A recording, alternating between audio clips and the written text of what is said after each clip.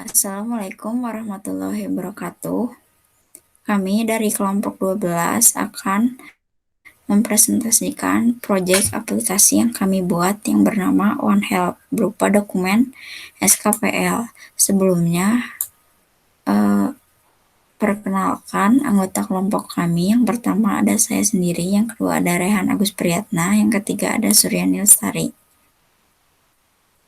Langsung saja ke pendahuluan. Pendahuluan ini mengenai SKPL yang kita buat. Ini mengenai aplikasi OneHelp yang kita rancang sebagai gambaran umum dari spesifikasinya yang disesuaikan dengan dokumen ICO 2011.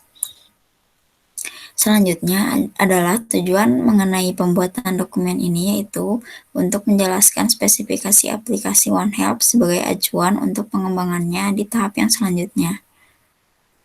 Selanjutnya, yaitu lingkup masalah yang dikarenakan maraknya kasus pelecehan seksual masa kini, kami berencana untuk bekerja sama dengan pihak kepolisian sebagai upaya dalam membantu masyarakat dalam pelaporan kasus pelecehan seksual ini.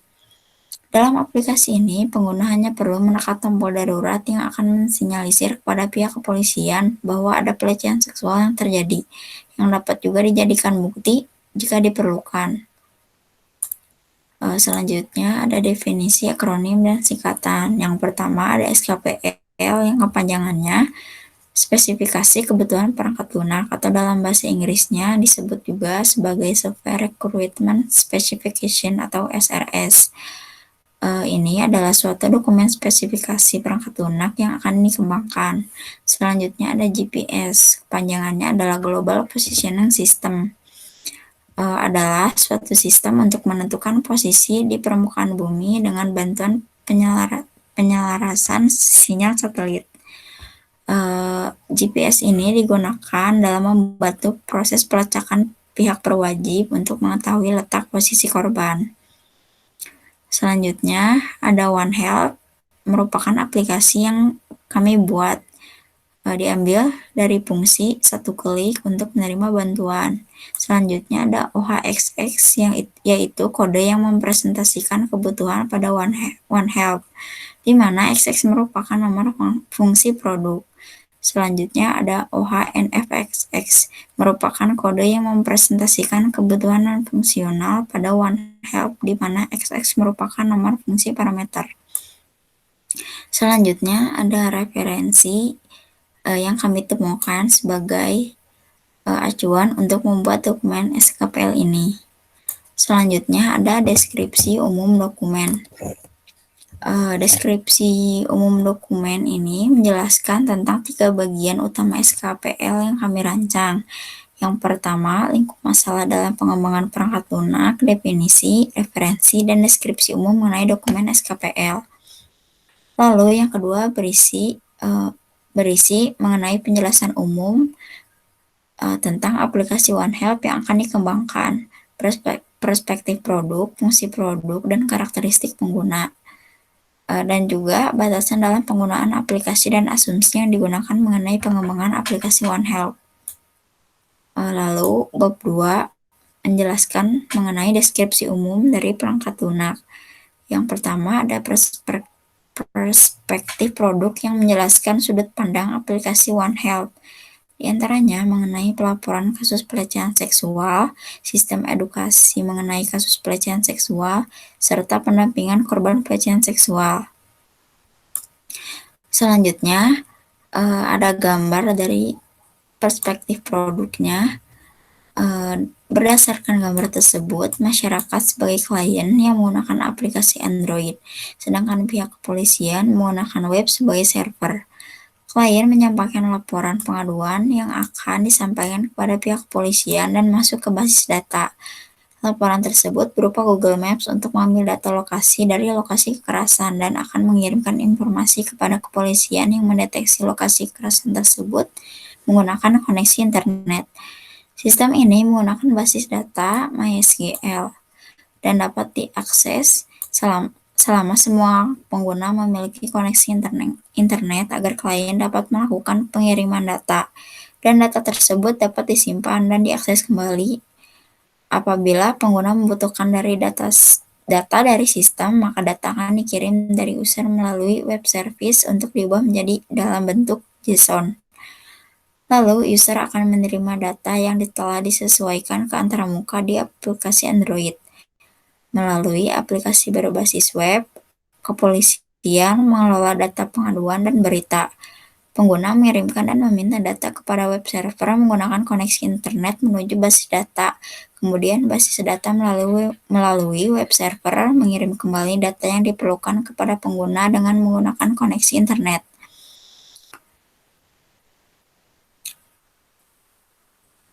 Selanjutnya, ada batasan-batasan produk yang digunakan. Yang pertama adalah pembuatan aplikasi hanya mencakup pelaporan kasus pelecehan seksual dan tidak menerangkan hal lainnya. Jadi, aplikasi ini khusus untuk pelayanan kasus pelecehan seksual saja. Yang kedua, ada tools yang digunakan adalah Android Studio versi 3.0 sebagai platform untuk membuat aplikasi pelaporan kasus pelecehan seksual. Yang ketiga, aplikasi ini berbasis Android, jadi tidak menggunakan sistem operasi yang lain untuk dapat mengaksesnya. Yang keempat, ada keterbatasan penggunaan. Aplikasi perlu terkoneksi dengan internet, jadi fitur tidak akan berfungsi apalagi ponsel jika ponsel tidak terkoneksi dengan internet. Selanjutnya ada batasan akses pengguna. Aplikasi ini dikhususkan untuk wanita, jadi yang hanya bisa melapor kasus ini hanyalah wanita. Lalu ada lingkup operasi.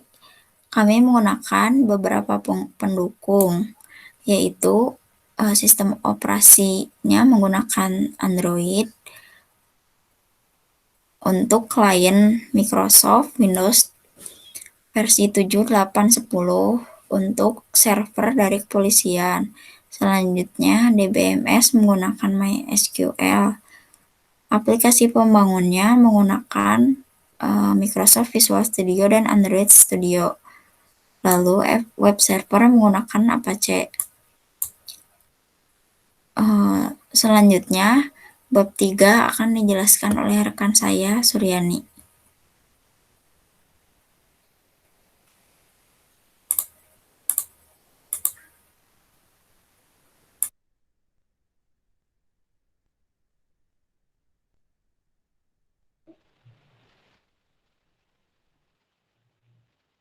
Bab selanjutnya yaitu kebutuhan spesifik, di mana kebutuhan spesifik itu menjelaskan yang pertama ada kebutuhan antarmuka eksternal, yang terdiri dari yang pertama yaitu antarmuka pengguna pada sistem aplikasi One Health, yaitu menggunakan antarmuka smartphone Android, di mana pengguna dapat mengakses One Health melalui Android.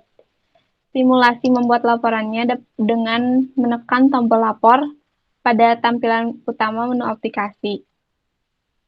Untuk tampilan user interface-nya akan dijelaskan pada bab selanjutnya.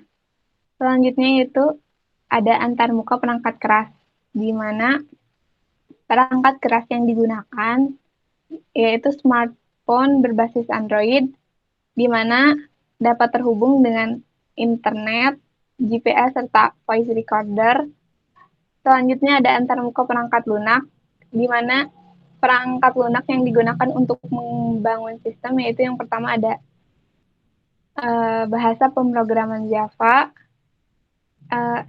kode editor menggunakan Android Studio dan Visual Studio Code, serta menggunakan database MySQL dan berjalan pada platform Android. Selanjutnya yaitu ada antarmuka komunikasi, di mana sistem One Health merupakan sistem aplikasi yang terhubung dengan koneksi internet menggunakan smartphone, sehingga aplikasi mudah diakses oleh user dalam keadaan darurat sekalipun. Sedangkan dari pihak kepolisian menggunakan komputer memonitor yang ada, yang terhubung dengan koneksi internet. Dengan demikian, aliran data dapat dengan cepat ditanggapi. Selanjutnya yaitu fitur sistem. Di mana fitur sistem ini yaitu terkait use case diagram yang pertama, yaitu terdapat dua aktor, ada user dan admin, di mana user dan admin ini perlu login terlebih dahulu. Serta user dapat mengakses fitur-fitur, diantaranya yang pertama, fitur menambah data laporan atau data kasus. Yang kedua yaitu pengaduan masyarakat sama feedback. Sedangkan dari admin sendiri dapat mengakses laporan feedback dengan memberikan feedback. Untuk fitur sistem selanjutnya yaitu diantaranya fitur pengguna dapat mengirim pesan darurat kepada pihak kepolisian, mengirim form pengaduan ke pihak kepolisian, dan yang terakhir juga pengguna dapat melihat berita dan artikel terkait kekerasan. Selanjutnya itu fitur admin atau dari pihak kepolisian. Pihak kepolisian dapat mengakses server aplikasi, melihat data pelapor, dan terakhir dapat melakukan pelacakan terhadap pengguna. Selanjutnya yaitu ERD atau Entity Relationship Diagram. Yang pertama di mana entitas yang terdapat pada sistem aplikasi One Health ada 4. Yang pertama ada user, yang kedua ada laporan, ketiga petugas, dan terakhir ada respon atau riwayat. Di mana user ini memiliki atribut, di antaranya yang pertama ada ID user, nama, username, password, nick, dan nomor HP.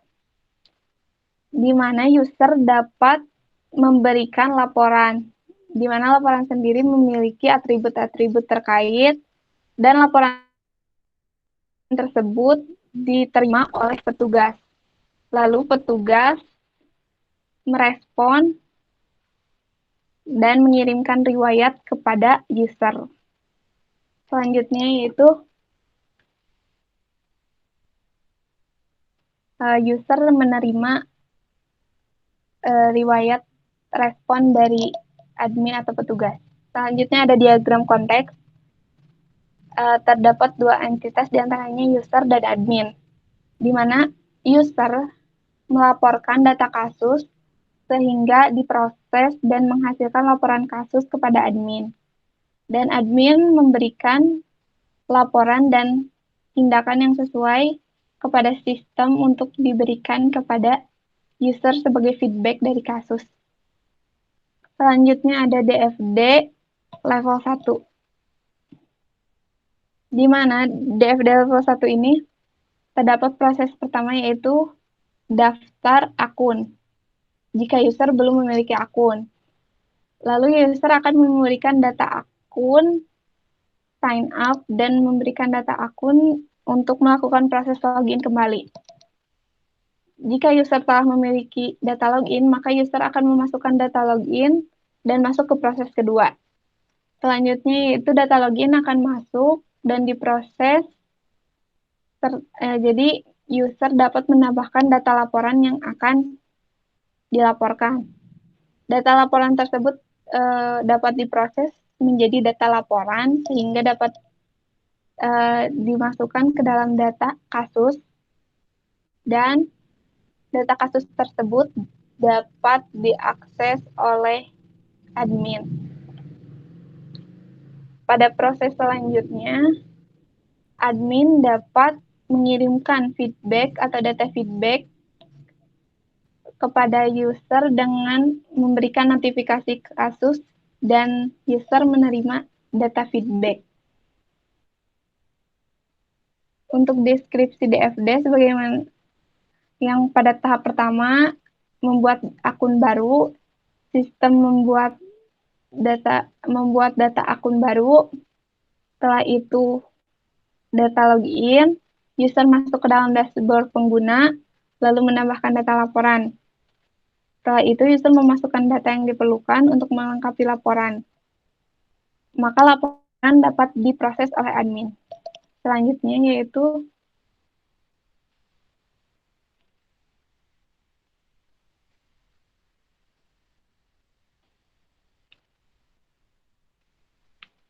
pada bagian DFD level 2, di mana DFD level 2 ini menjelaskan tentang proses login.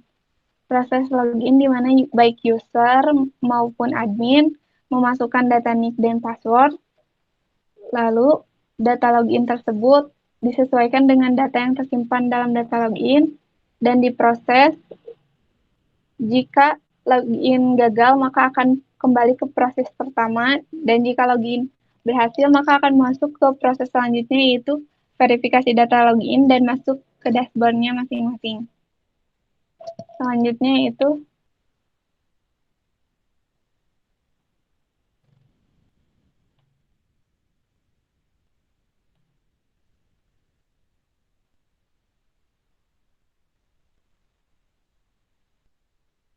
akan dijelaskan oleh Raihan.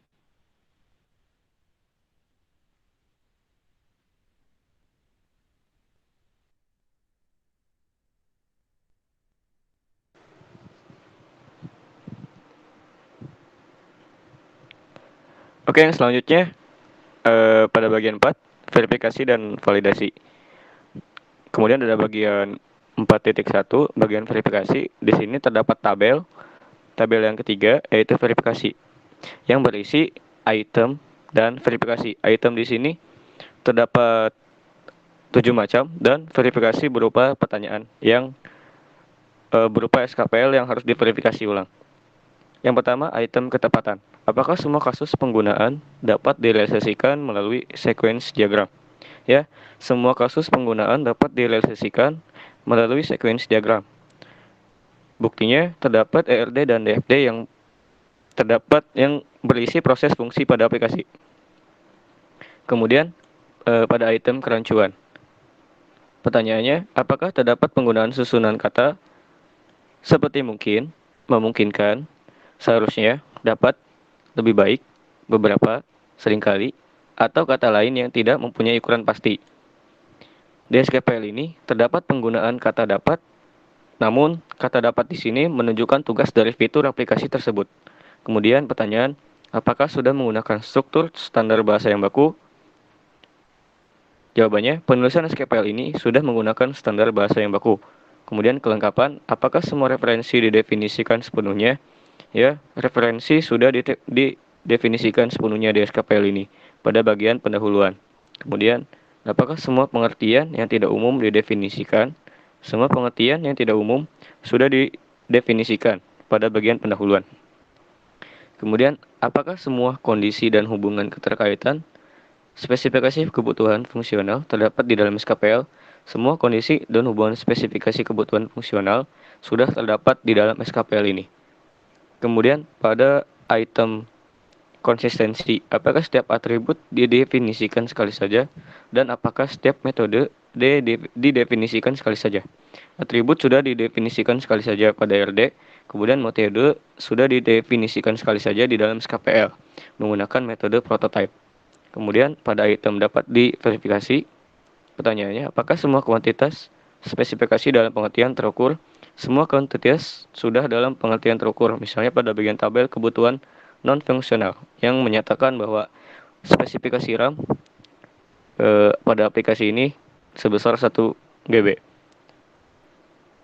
Kemudian pada item dapat dimodifikasi, apakah struktur SRS Software Requirement System ini sesuai dengan struktur model analisis. Struktur SRS ini sesuai dengan struktur model analisis dari dokumen IEE tahun 2011. Kemudian, pada item dapat dilacak, apakah setiap kebutuhan dapat ditelusuri pada kasus penggunaannya untuk direalisasikan. Semua kebutuhan dapat ditelusuri pada kasus penggunaannya untuk selanjutnya direalisasikan.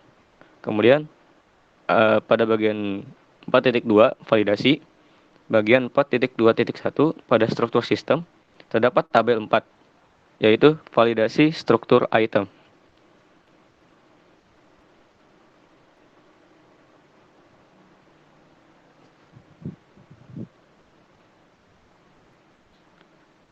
Pada tabel ini berisi struktur item, observasi atau temuan kekurangan, dan permasalahan. Terdapat ada 6 item pada struktur item. Yang pertama, ID kebutuhan.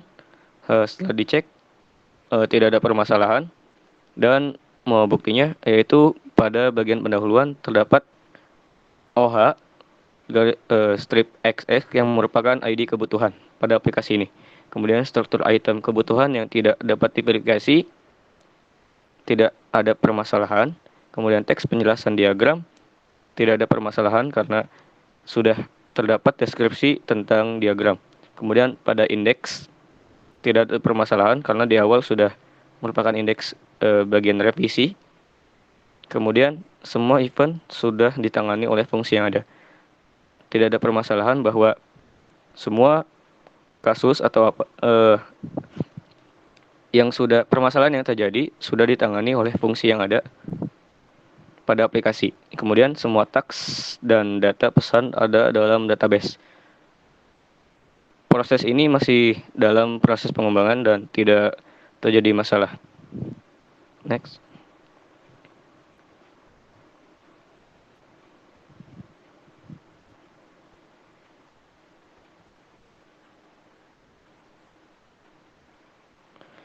Kemudian ada 4.2.2 mengenai validasi review. Tabel 5, validasi review yang berisi review, observasi atau temuan kekurangan dan permasalahan. Yang pertama, review pengembang, tidak ada permasalahan. Kemudian review customer, tidak ada permasalahan. Kemudian sudah ada justifikasi kebutuhan, tidak ada permasalahan, bahwasanya ada melalui referensi justifikasinya. Kemudian risk assessment, itu tidak ada masalah. Kemudian aspek risiko tinggi sudah diperbaiki, masih dalam proses pengembangan dan tidak ada masalah. Kemudian validasi pengujian pada 4.2.3 tabel 6 validasi pengujian, yaitu pengujian prototype. Itu masih dalam proses pengembangan karena sampai saat ini masih dalam pengembangan UI dan tidak ada permasalahan. Kemudian ada lampiran. Lampiran di sini berisi ringkasan kebutuhan fungsional, kemudian ringkasan kebutuhan non-fungsional, dan tampilan UI. Pada tampilan 5.1 ringkasan kebutuhan fungsional, pada tabel 7 ringkasan kebutuhan fungsional, berisi kode, fungsi, dan keterangan. Pada kode pertama, OH strip 01, berisi fungsi sign up, keterangannya untuk mendaftar akun baru. Kemudian OH strip 02 yang berfungsi untuk fungsinya login, tentang login akun aplikasi. Kemudian OH strip 03 dengan fungsi lapor darurat, keterangannya memberi sinyal kepada pihak kepolisian. Kemudian OH strip 04 berfungsi untuk pengaduan masyarakat, yaitu berfungsi untuk memberi pengaduan melalui form yang sudah tersedia.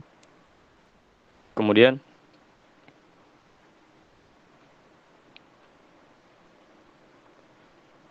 ada OH strip 05, fungsinya berita dan artikel, menjelaskan tentang adanya berita dan dari pihak kepolisian. Kemudian 0 OH strip 06, riwayat, berisi riwayat laporan dan pengaduan.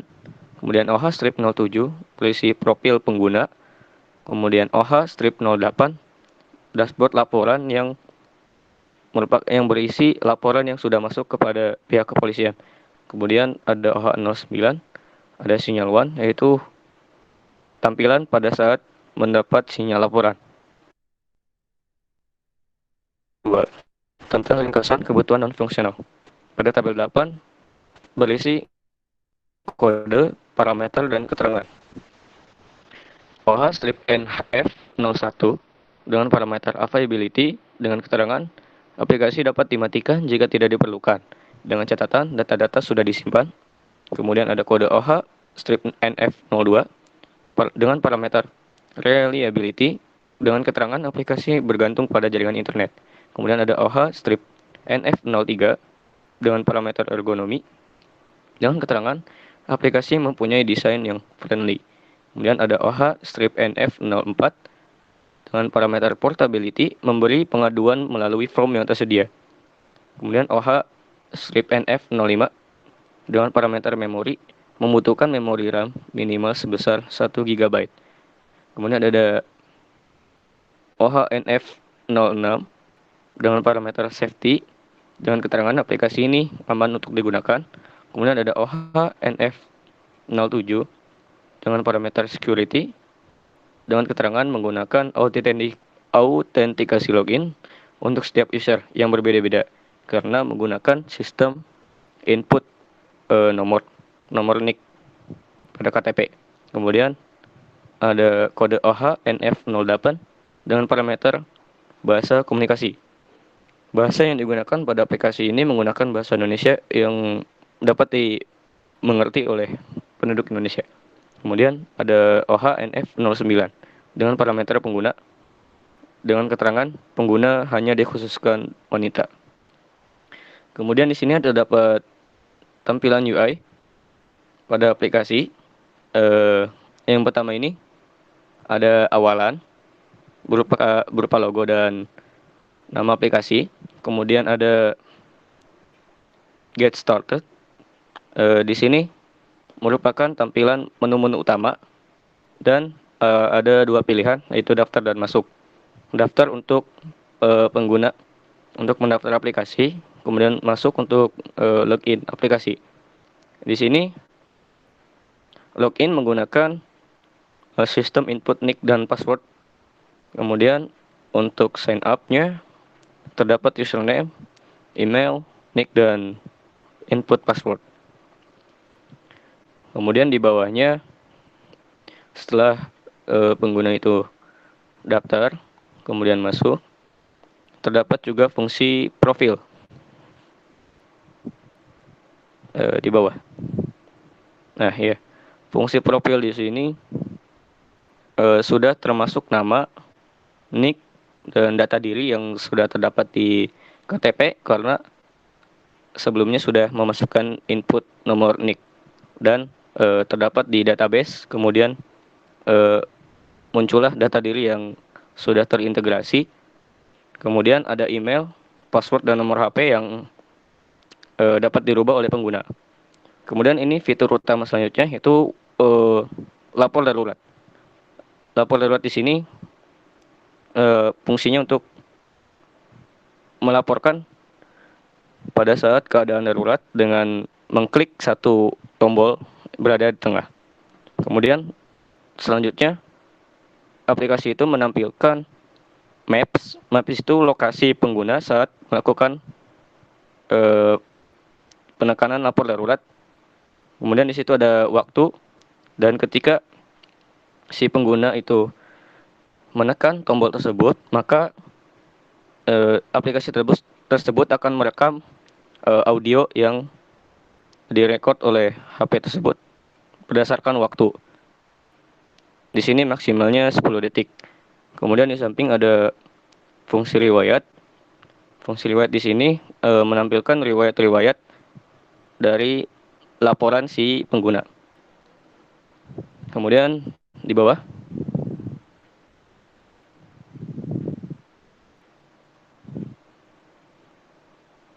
Oke, di sini ada fungsi pengaduan masyarakat. Di sini berisi form pengaduan. Tugasnya untuk jika pengguna mendapatkan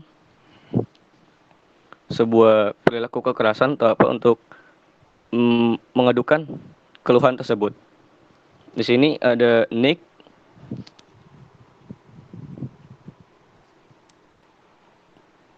nama, tanggal lahir, dan jenis kelamin yang sudah terintegrasi oleh nomor nick tersebut yang setelah diinputkan. Kemudian ada nomor HP. Tujuan aduan di sini memilih untuk melaporkan ke Polri atau ke Polda. Kemudian setelah memilih Polda, ada tujuan Polres.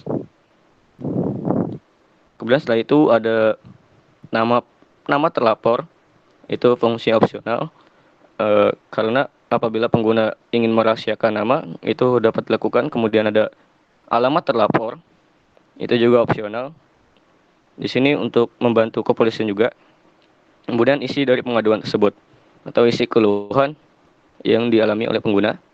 Kemudian di sini ada lampiran. Lampiran ini berupa bukti, bisa merupakan gambar, dokumen atau audio.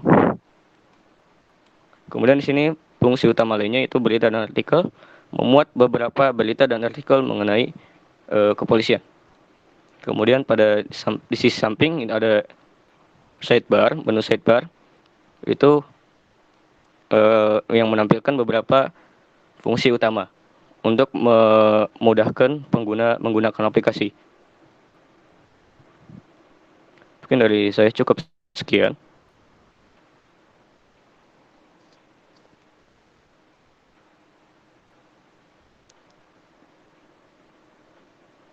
Kembali kepada teman saya, Balkis.